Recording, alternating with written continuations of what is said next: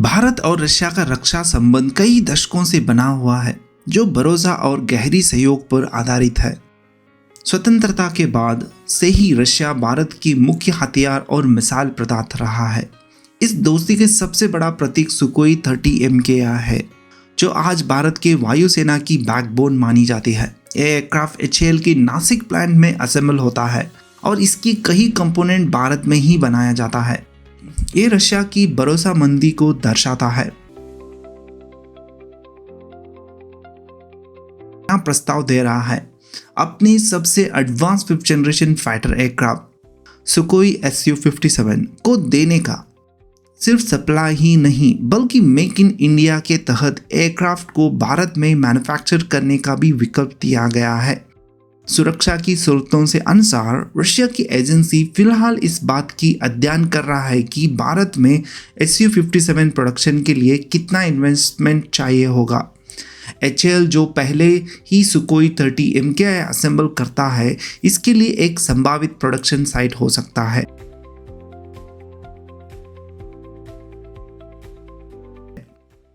सुकोई 57 को रशिया ने अमेरिका के F-35 लाइटनिंग II के मुकाबले डिजाइन किया है।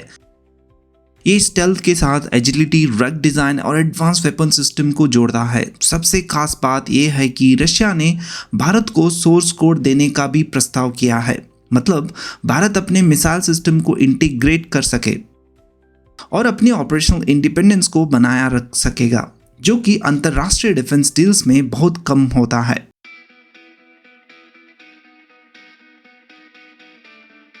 भारत के एडवांस फाइटर जेट की जरूरत भी तुरंत है। MiG-21 फ्लीट, जो कई दशकों तक भारत की वायुसेना का मूल आधार है, अब रिटायर हो रहा है और इसी दौरान अनेक क्रैशेस भी हुए हैं।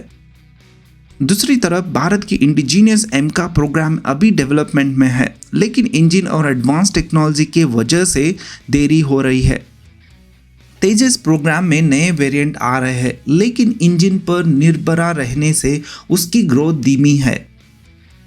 ऐसे में सुकोई 57 भारत के लिए एक तेजी से कटिंग एज फाइटर प्राप्त करने का रास्ता बन सकता है, और जब तक डोमेस्टिक प्रोग्राम मैच्योर नहीं होते।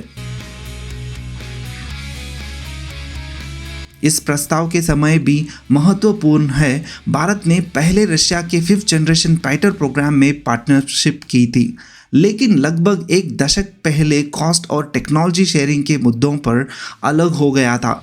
आज बदलते ग्लोबल डायनामिक्स और पार्टनरशिप के दोबारा शुरू करने से दरवाजा खोल रहे हैं। साथ ही भारत अमेरिका के संबंध भी हाल ही में थोड़े कठिन हो रहे हैं। वाशिंगटन द्वारा लगाए गए टैरिफ और रशियन तेल खरीदने पर गई आलोचना ने दोनों देशों के बीच तनाव बढ़ाया है।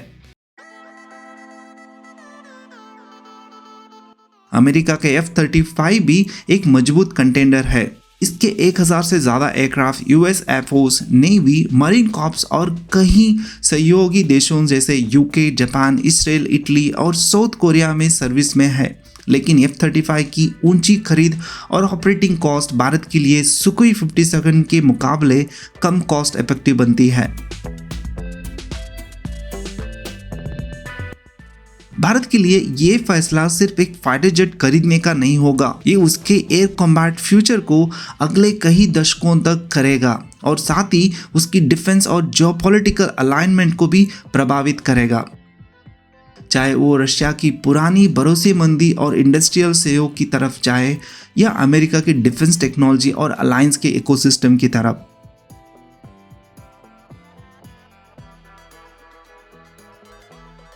आपका राय कमेंट्स में बताइए।